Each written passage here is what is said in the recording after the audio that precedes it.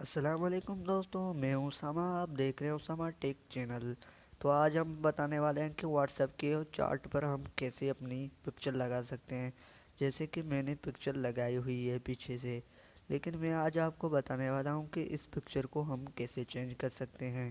تو گائز آپ کو کرنا کچھ نہیں ہے، تو آپ کو جانا ہے کسی بھی، اگر آپ کا کوئی بھی فولڈر ہے تو آپ اس میں چلے جاؤ گروپ میں، تو اس 3 ڈاٹس پہ کلک کرنے کے بعد آپ ویلپر پہ آنا، ویلپر پہ آئیں گے تو آپ کو اس پہ کلک کرنا ہے۔ ویلپر پہ کلک کرنے کے بعد اگر آپ گیلری سے پکچر لینے چاہتے ہو یا سولڈ کلر سے یا واٹس ایپ لائبریری سے کہیں سے بھی لینے چاہتے ہو تو آپ کی مرضی ہے۔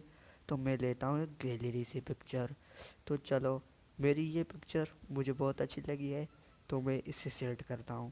تو اسے یہیں آئیں گے تو نیچے کینسل اور سیٹ کا آپشن آئے گا، تو آپ کو سیٹ پہ کلک کرنا ہے۔